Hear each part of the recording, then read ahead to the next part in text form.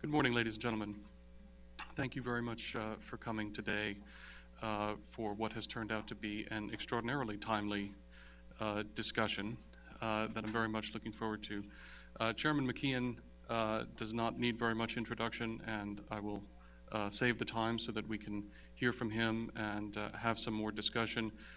I will note only that it is a terrific honor for me to be able to introduce him and to speak with him on this topic as he completes a 21-year career in the House of Representatives, culminated by his chairmanship of the House Armed Services Committee. And in all of his positions, he has been an indomitable force in favor of the strong U.S. military and the defense of this nation. And it's entirely appropriate in that context for Chairman McKeon to be here today offering his ideas about what needs to be done to defend the United States and our allies against the significant threat posed by the Islamic State. And I am going to stop right there so we can get right into the discussion. Chairman McKeon.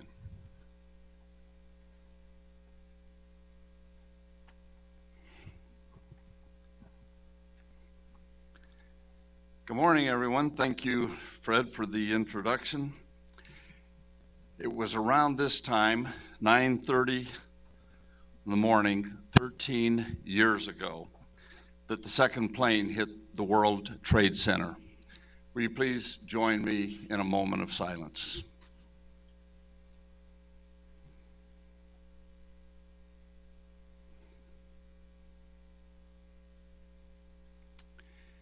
Thank you. Here was what Prime Minister Tony Blair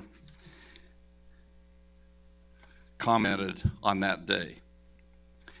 This mass terrorism is the new evil in our world today. It is perpetrated by fanatics who are utterly indifferent to the sanctity of human life. And we are the democracies of this world. We're going to have to come together and fight it together. He could have written that yesterday. The 9/11 Commission report concluded the attacks were a shock, but they should not have come as a surprise. Islamist extremists had given plenty of warning that they meant to kill Americans indiscriminately and in large numbers. That same could be written again in the near future. Several have remarked that ISIL today is more lethal than al-Qaeda was on September 11th, 2001. Yet the president has likened ISIL to the junior varsity team. He has argued that America is safer. Nothing is further from the truth. This is the same threat we faced September 10th, 2001, if not worse. I listened carefully to the president's remarks last night, and I welcomed them. There are several elements of the president's strategy that I support. Acting through a willing coalition, ordering more airstrikes and U.S. forces, stepping up intelligence collection, cutting off their sources of funds, curtailing the flow of foreign fighters, and training and equipping moderate opposition forces in Syria. I also have full respect for the president and his wartime powers as commander-in-chief, but I have a responsibility to share my views about what more can be done. This perspective is based on my years as chairman of the Armed Services Committee and informed as recently as last week by a long trip I took throughout the Middle East. There I met with heads of state and multiple officials from the ministries of Foreign Affairs and Defense. I listened and I asked questions. They gave me blunt answers and some hard truths. Our allies are on the front lines of terrorism. There's a genuine sense among the leaders I talked with that America is disengaging from the region and concerns about American credibility at a time when credibility counts. Our relationships with these allies in the region are at a tipping point. What is also notable is that these allies are ready to bear the burden of the fight. They know their very existence and stability in the region depends on defeating ISIL. They need the United States' support and capabilities to be able to do it, and it's in our interests to be there. The longer we wait, the further these relationships will erode and more lives will be lost. In fact, none of the allies thought kinetic action brought on by a full coalition could wait another month, certainly not longer than that. So what must be done? We need a comprehensive strategy, one that pins ISIL down and knocks them out. As much as I want the President's approach to work, I believe the minimalist strategy he outlined last night will not get us there. I sense that he may have allowed politics to limit our chances for success. Today, I'm going to be brutally honest. I will not sugarcoat the forces that we need or the risks involved.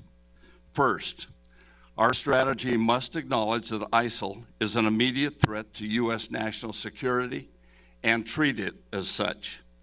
The President has said that the threat is not imminent to the homeland. Well, exactly when does the threat become imminent? Why wait until it does?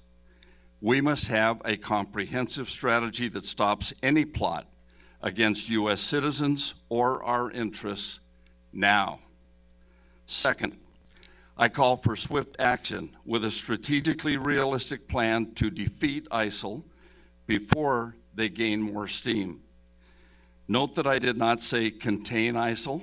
I did not say manage ISIL. Defeating ISIL is the only option on the table. Eisenhower once snapped at a doubter on his D-Day training staff.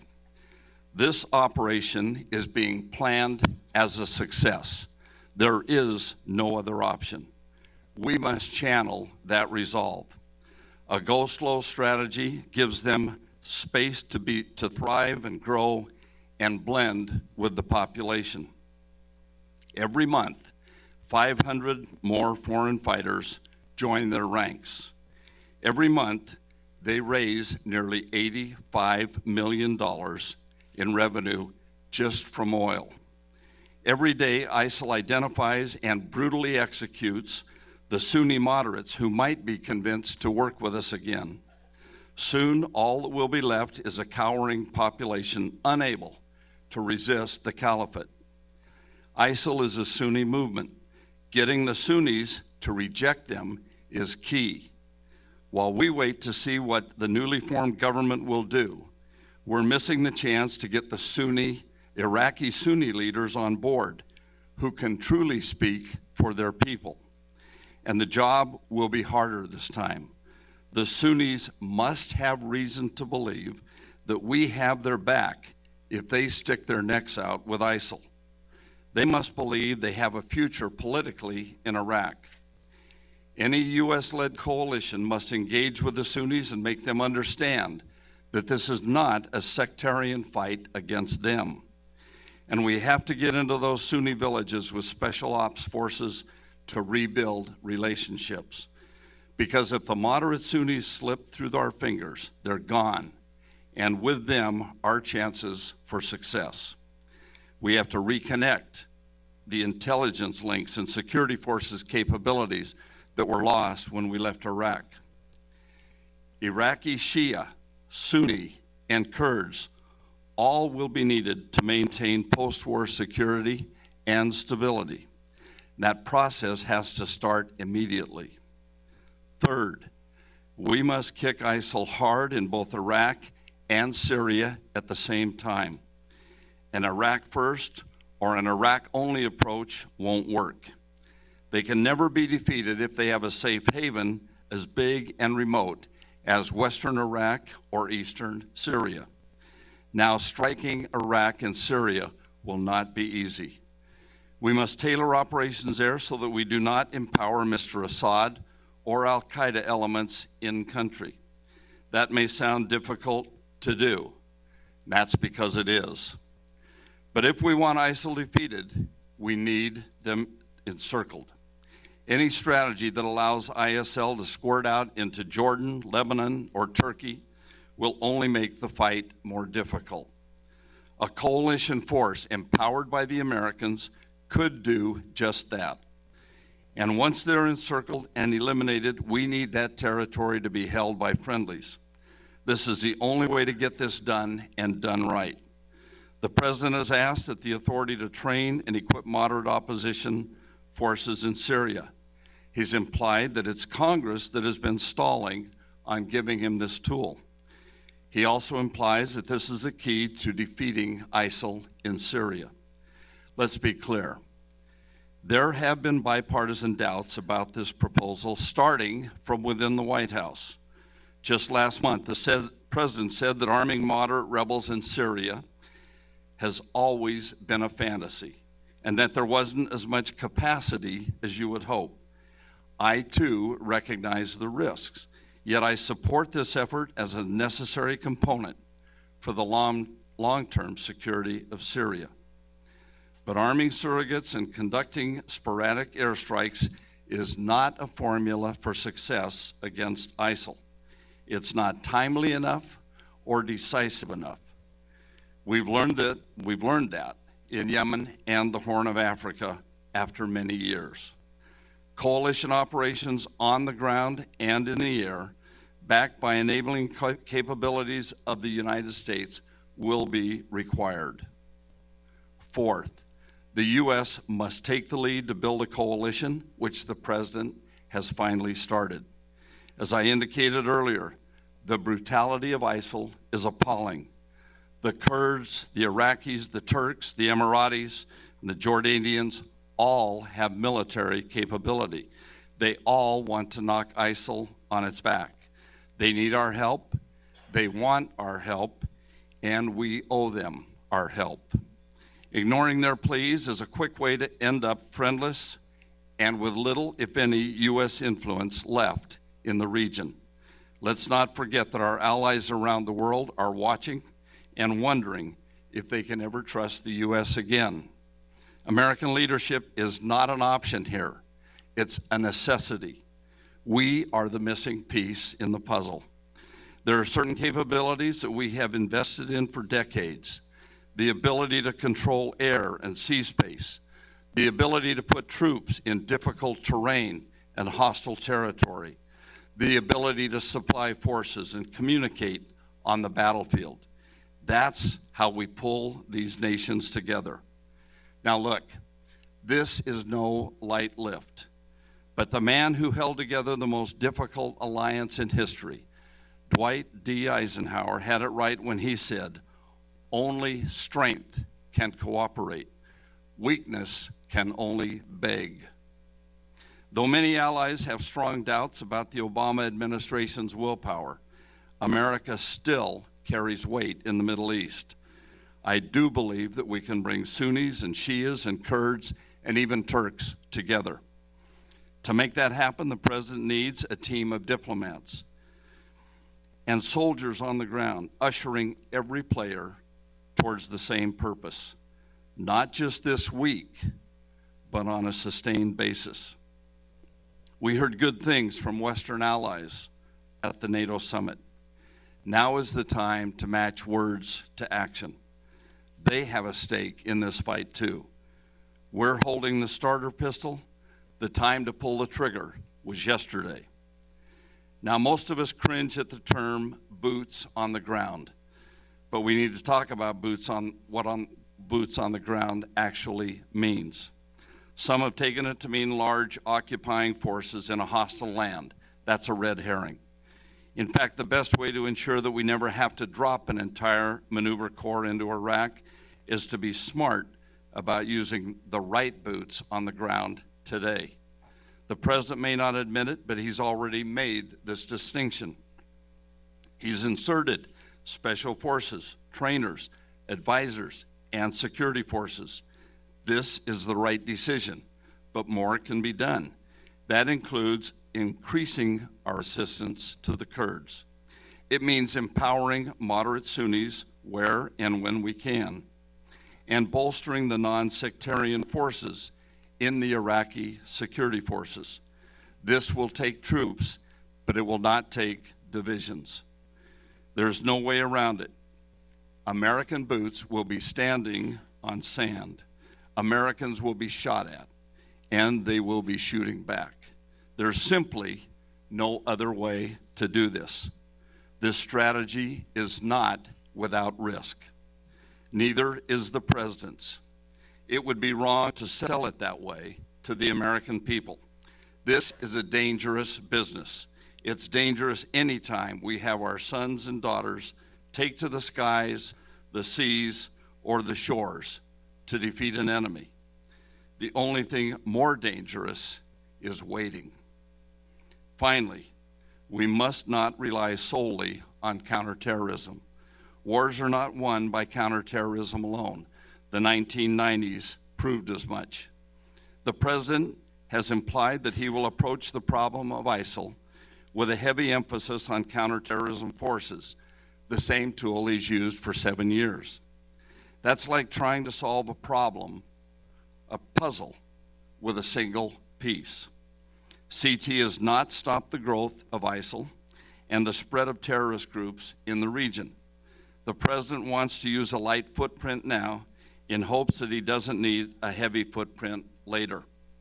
This approach was not terribly successful in Libya, which has fallen into chaos. It has short-term benefits. It will be cheaper in blood and treasure for now. I want our coalition to go all in now so that we do not risk to use enormously more blood and treasure later. I would much rather fight ISIL in Iraq and Syria today than fight them in Iraq, Jordan, Syria, Lebanon, and Kurdistan tomorrow. Fortune favors the bold. ISIL is a threat that we all share. They're an enemy of the free world. They must be stopped. I believe the president is finally waking up to that, to what must be done to stop this evil. So long as he commits fully and without hesitation to swiftly and decisively defeating this enemy, he will have my support. History punished us once, 13 years ago today. It's the responsibility of all of us to ensure that never happens again. Thank you.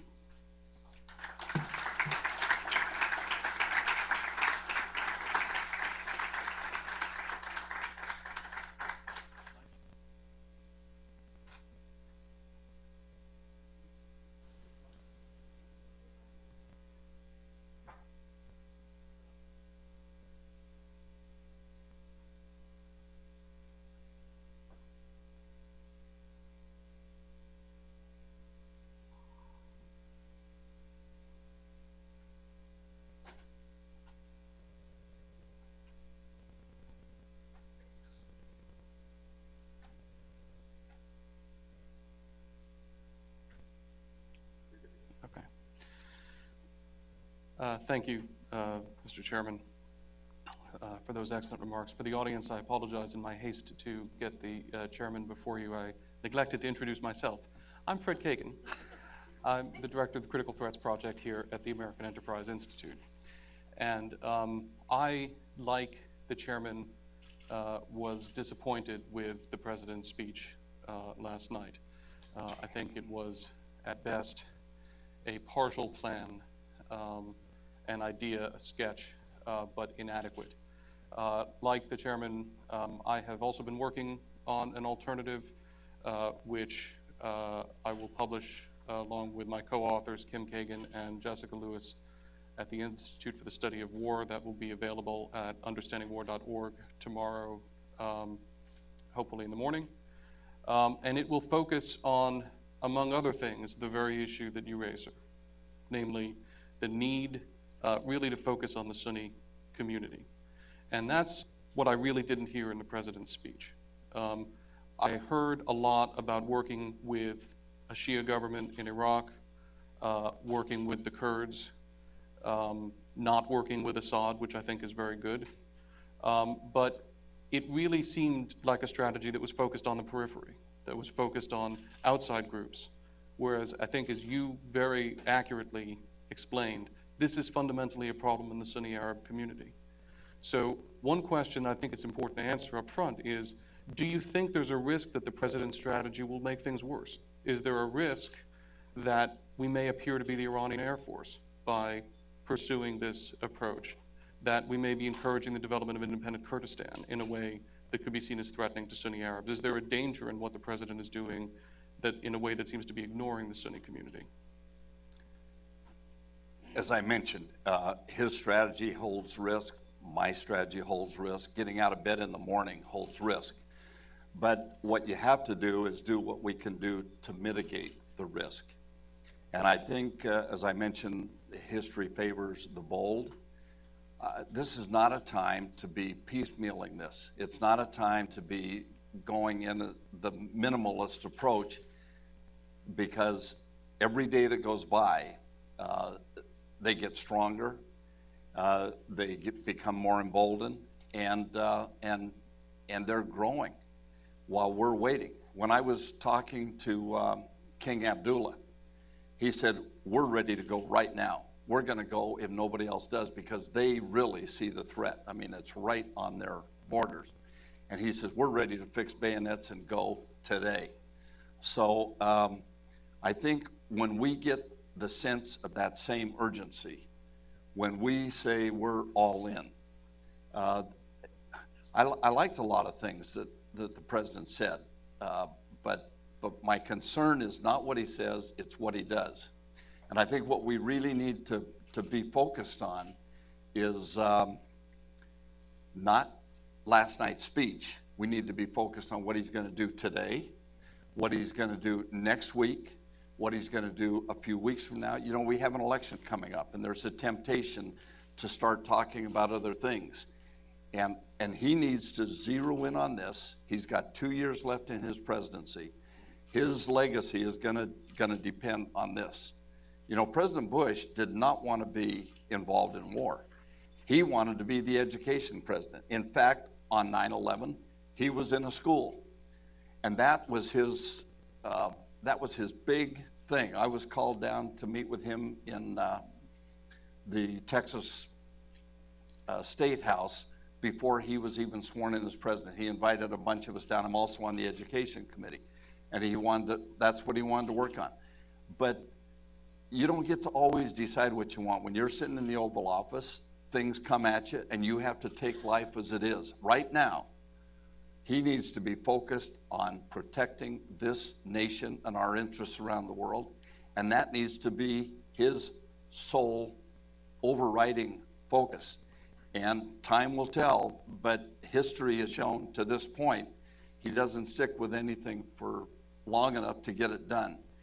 This needs to be done. And if he can generate the will to stick with this through the next 2 years, then I think history will treat him better than if he leaves with all of these problems that are around the world. I said I just went to the Middle East. I also went to the Pacific for the same reason. We have problems there. And we have leaders of these nations that are concerned with what our resolve is. And we need to prove that we can stick to something. Our men and women in uniform will follow whatever orders they're given. They will take the hill. They will take the beach. They will do what is necessary. But they can't go hither yon. You know, we keep asking our military to do more and more. The other day I saw that they're going to be asked to go help solve the Ebola crisis. And at the same time, we're saying, go do this, and then taking away their resources with the other hand. It doesn't make sense. Let me push you. There's obviously already been some immediate reaction to what the president said, and what you've laid out will receive, I think, some similar pushback. So let me ask you just a couple of hard questions about things that I think are on people's minds. We're talking about the Islamic State as a major threat to the United States, but it's a threat that does not now undertaking plots against the homeland, according to the administration. People ask, why is it such a big threat then? Why is it a bigger threat than al-Qaeda in Africa? Why is it a bigger threat than al-Qaeda in the Arabian Peninsula, or Hezbollah for that matter, which are large terrorist organizations that could attack the United States, but most of them are not currently attacking the United States. So what makes you feel that ISIL is such a great threat to the United States that it should be our priority as compared to these other problems? The threats you mentioned are problems. There's no question, and we're dealing with those. But ISIL is the best, probably the best led, obviously the best financed group that we've come in contact with. They were using extortion, they were using bribery, they were using many methods to gain money. But when they went into Mosul, they hit the bank and took all the bank's money, millions. Then they took over the oil fields in Syria, and they're deriving so much revenue. They're taking in $1 billion a year. And they have adequate leadership to know how to use that money. That makes them a huge threat. If you go back, look at history. The reason I call them ISIL, some people call them ISIS, some call them ISILs. In the Middle East, they call them Daesh. We need to let the American people know this is one threat we're talking about. And the reason I'm using ISIL is because their goal is to take us back to the way they led that area called Levant. In between 600 and 650, the Arabs moved into that whole Middle East region and conquered it, and they held it till 1500 AD, almost 1,000 years. And they want to go back to that. They want to eliminate all the borders between Iraq and Syria and Jordan and Lebanon and the whole area there, and form this huge caliphate that would give them tremendous area in which to breed and foster and send around the world the terrorism that they are working on. And if we had nipped Hitler a little earlier, it would have saved, think of the lives that we could have saved. But no, you wait till the threat is so overpowering. We wait until Pearl Harbor. We wait until Poland falls, until France falls, until England's ready to fall, and then we say, oh, there's a threat. Leadership looks ahead.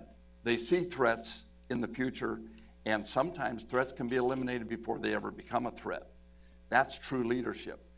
Secondary leadership is one that perceives a threat that's right in front of your eyes and still marshals the forces to take care of it. Lack of leadership sees a threat and says, somebody behind me will take care of it. We need to step up right now and take care of this threat. I think it's a terrific point. Very well said. And I think the point is often lost on people that you were making, that the region where these groups are operating matters. A group that is operating in the middle of the Sahara Desert is generally going to be less of a threat than a group that's operating in the heart of the Arab Middle East. The whole time I've been in Congress, we've been talking about becoming energy independent. 22 years. We haven't done it. We could do it. I mean, there are places in this country right now where we're really doing a job. We're really developing our resources. They're on public lands, and they find ways around government stalling tactics, and they're working. But think if we really took the effort, if we really set a JFK, let's go to the moon, okay? Let's become energy independent. If a leader stepped up and really was sincere about that, really said, we're going to win this fight, we could become totally independent. We wouldn't need oil from that region, but we have a lot of allies that do. So it is important. It's very important, and it's going to remain important for the foreseeable future. And we need to be a part of that because there is no other America in the world. Who else is going to step up and take care of this if we don't? China? Russia? How do we feel about what's happening in the Ukraine? These people see opportunities because we've been trying to lead from behind. It's time to start leading where leaders should be, out in front. Let's talk about our allies in the region a little bit. You just got back from the region. You spoke very eloquently about their willingness to fight, their eagerness to fight. And one of the arguments that the White House is making against sending U.S. ground forces in is that it would be much better to have indigenous ground forces. It would be much better to have regional ground forces leading the fight. There are some people who have been saying there are Iranian forces on the ground, and it would be better to let the regional countries solve this problem.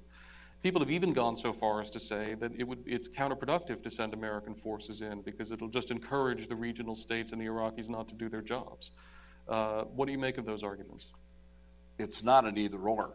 We're not, as I mentioned in the speech, we're not talking about sending in divisions that are going to do another Iraqi freedom.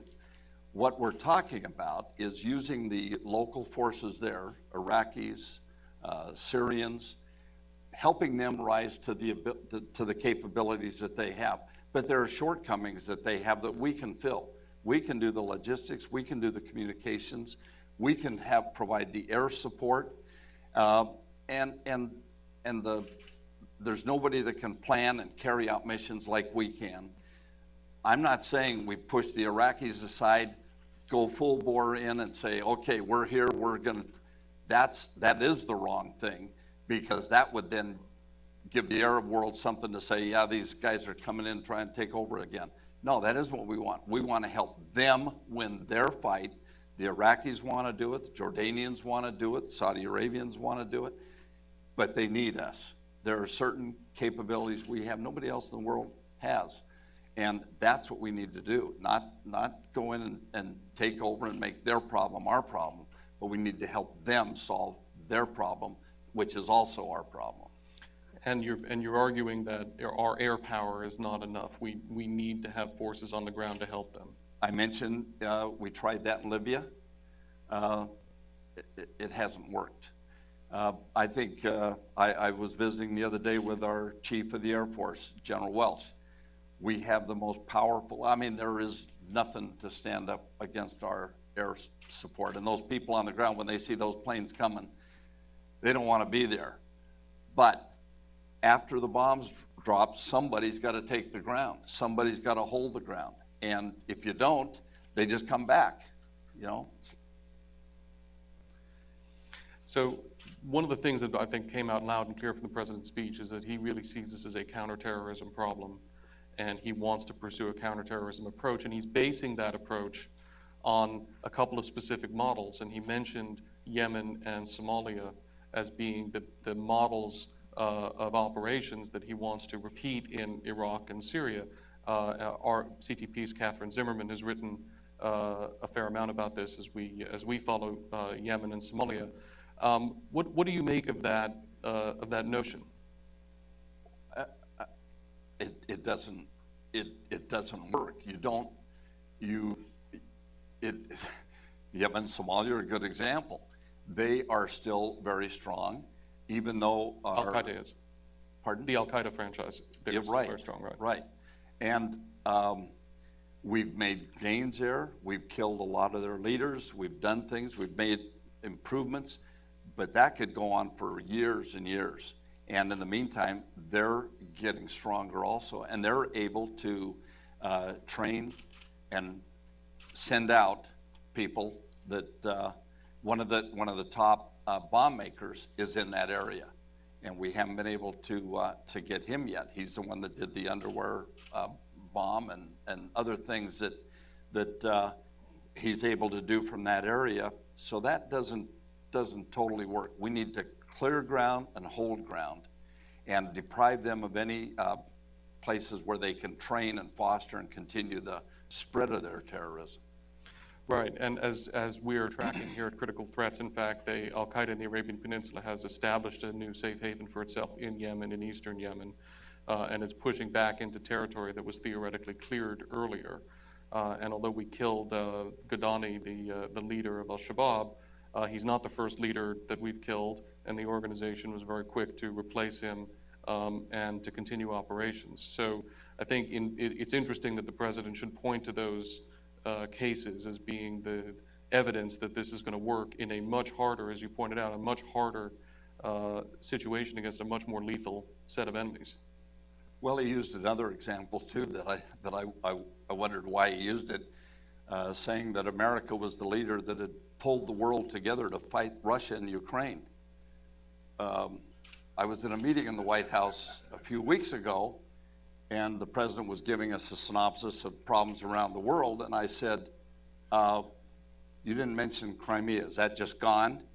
And his basic answer was, yeah, that's gone. Well, since then, we've also lost eastern Ukraine. And to use that as an example, when Ukraine last week signed a ceasefire basically to keep from losing their whole nation. I don't think that's a good example of American leadership. I think we could probably find other things where we did a better job. That's like saying, you know, Custer was a good guy and we should follow that example. No, Custer might be a good guy, but that was probably not a good example that we would want to use in going to war. Certainly one wouldn't want to ignore the last battle there in Custer's career and Right. only focus on other parts of it. I want to ask you just a couple of quick questions about the congressional situation of things, and then turn it over for the audience for a few questions. One is, we're talking about special forces a lot, and you and I agree that this is primarily a special forces mission. But you also talked about the damage that sequesters done to the military and so forth. But I think the question of the relationship between special forces and the rest of the military, and whether we need such a large military or whether we can rely more heavily on special forces, is one of the arguments the administration has sort of been relying on to defend its cuts. And we have a terrific paper actually that just came out from AEI's Phil Lowhouse called The Precarious Balance, talking about the history of the relationship between special forces and conventional forces. So let me ask you, is this, why is it not the case, or is it not the case, that we can have a smaller ground force that has a heavier special forces presence by sacrificing some of the more expensive conventional units? Well, I think if you talk to the commander of the Special Forces, he'd be the first one to tell you the Special Forces provide a unique function, but they're working on the shoulders of a lot of people behind them. And I think if you don't have the conventional force to back them up, then they couldn't do the full job. They do great at what they do, but you need the air power. You need the Navy to get people where they need to be. You need the Army when you need a bigger, more forceful body. The Special Forces come from all of those branches, and I think the idea that we have joint forces that work very well together is one of the things that makes us so strong. I mean, in visiting one of these countries, I find that their Air Force and their Army don't work too well together, and that the Army-Navy football, during a football game, it's okay to go at each other, but in war, you better be working together, and we do such a fantastic job of that, and they're all needed. But I think one thing that the cuts that we've made on our defense are so devastating. If people really knew how much we've cut and what our readiness is and the abilities that we have right now, that the ability to do things we could do just a few years ago are gone. Admiral Winnefeld was in a hearing in one of our hearings just a few weeks ago, and he made the comment, if sequestration comes back, and I reminded him, sequestration is the law of the land. We took a little hiatus by getting a budget passed this year that hopefully was going to help, but it is the law of the land. When they work on the budget next year, if they don't fix that problem, his comment was, it won't just hollow out the military, it will break the military.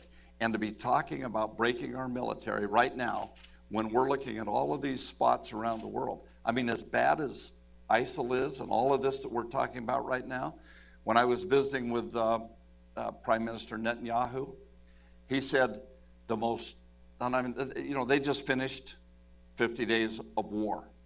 And his comment was the biggest threats facing the world right now are Iran, their spread of terrorism, and then this Islamic terrorist threat that's facing us. I said, what about Korea? You know, he doesn't have to worry about that. We have to worry about the whole world. And I'm, as serious as ISIL is, I'm very concerned about Korea.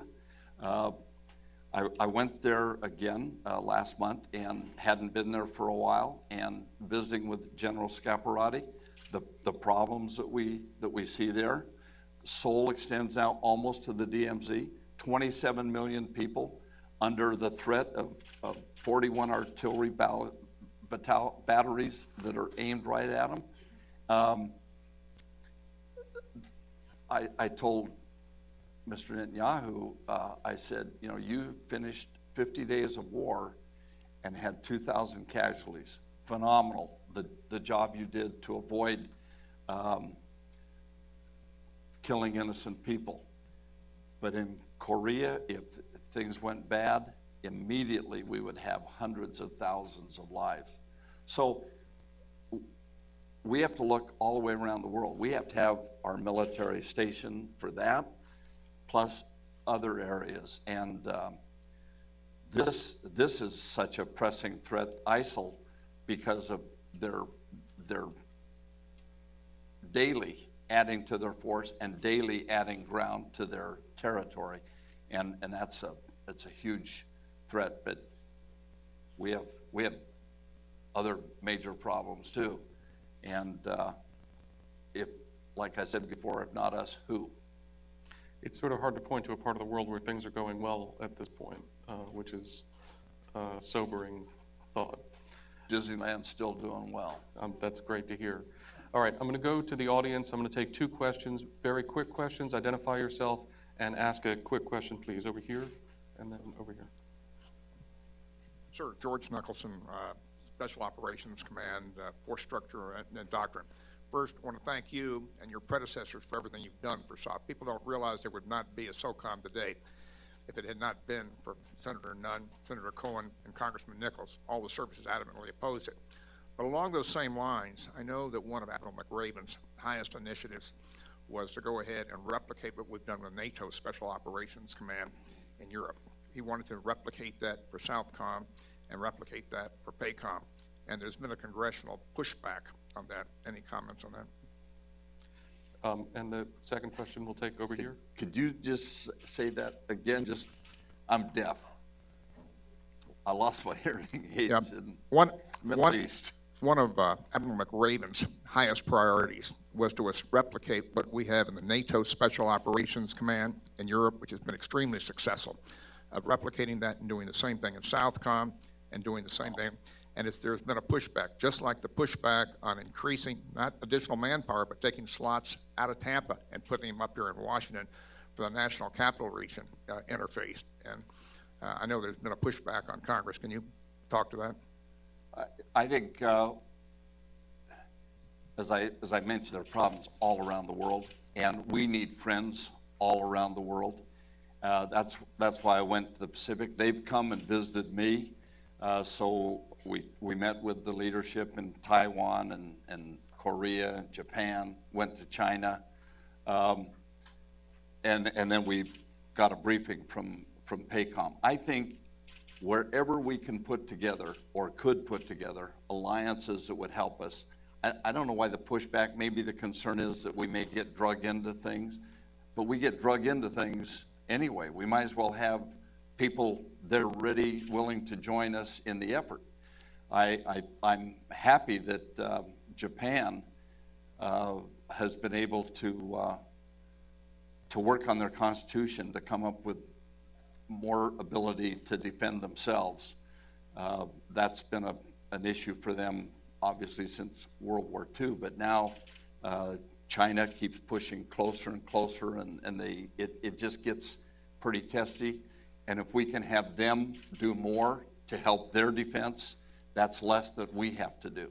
So I think those kind of efforts would be good. I think in we also took a trip to South America and visited those countries down there. I went there when I was fairly new in Congress, and we couldn't go to Colombia because of the drug problems. Well, now Colombia is a strong ally.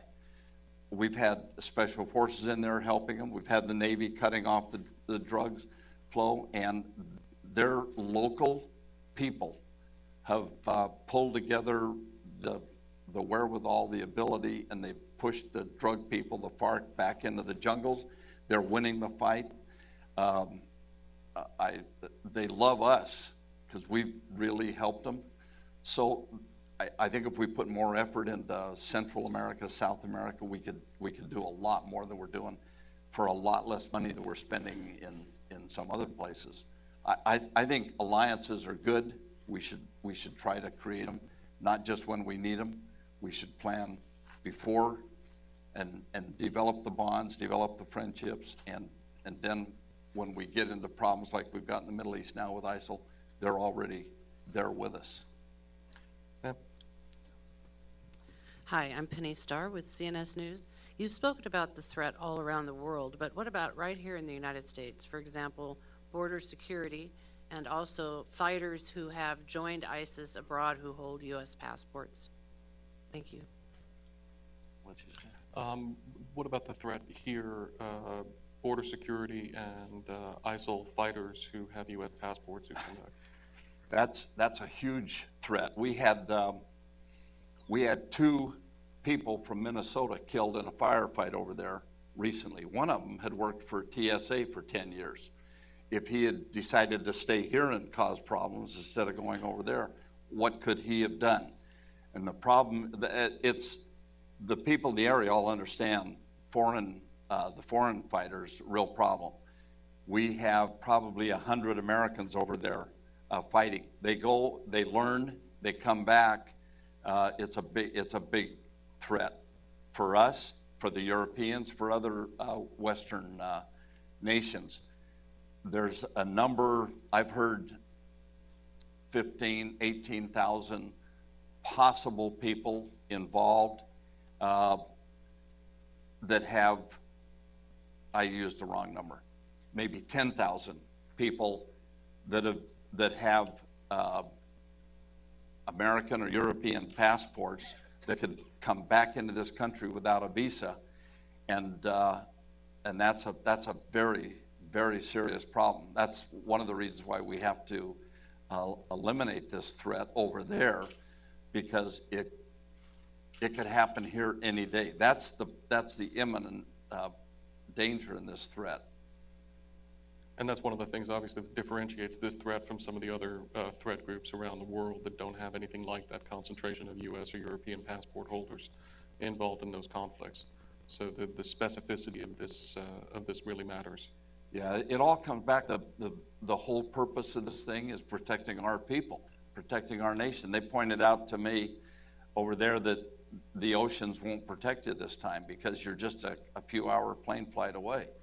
And these people have become very, very sophisticated. They're using social media. I read something the other day that as bad as we saw the beheading of those 2 journalists, there are people that actually thought it was a wonderful thing. About 28,000 tweets came in, and I've heard they've already had 1 beheading in imitation of what they did. That's really scary. And they know how to psychologically take advantage of that. Probably what happened at Fort Hood. So I would be, to respect your time, I'm going to ask you a quick question and then ask you for any closing thoughts that you have. But I'd be remiss if I didn't put this question to you, since about this time last year, we were having a debate over whether Congress would support unbelievably small airstrikes in Syria. And it looked very much like the president was headed toward defeat in his request for congressional support for that. So I think we have to ask the question, if the president went to Congress now and asked for support for his operations in Iraq and Syria, do you think he would get that support? Probably be, right now, American opinion has really switched from don't do anything to go after them. And I've heard it said that if the people will lead, the leaders will follow. So that's kind of what happens in Congress. So once this message hits home, that hey, the people want us to do something, then maybe they would be more supportive. Frankly, I was happy to hear the president say that he would go after them in Syria, that they wouldn't have the ability to hit and then run. That remains to be seen what he will do. That's not what he's talking about coming to Congress for, though. We were going to pass a continuing resolution today to fund the government for the rest of the year, and he called the chairman of the Appropriations Committee Tuesday afternoon as he was getting ready to submit the bill that we were going to vote on today, and asked him if he would put in their authority to go into Saudi Arabia, because they have offered to give us bases or places that we could use for training Free Syrians in there to go back into the fight. So that kind of was a last-minute request, and it's caused us to not vote today.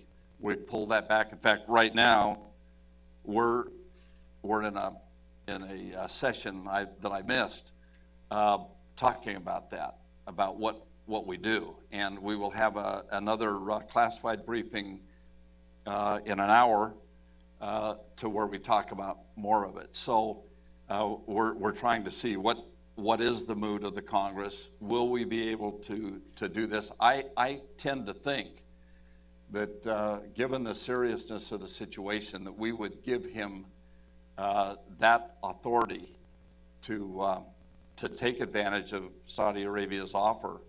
But sometimes things happen in Congress and people get mad about one thing or another, so it's hard to predict until we actually get language and people have a chance to read it and then decide if they want to vote for that or not. Right now, I would tend to think they probably would support that. He has not talked about asking us for anything else. He says he has the authority to do everything he needs. There are some that think he doesn't, and we should be moving toward a big debate and a vote, and then there are others that don't want to do a thing before the election. So timeliness of all this is really important, but it's a day-to-day thing right now. Well, we're very grateful to you for having skipped out of the leadership session on this to be here today, talking with us about it, and presenting your plan. Very grateful to you also for offering a plan.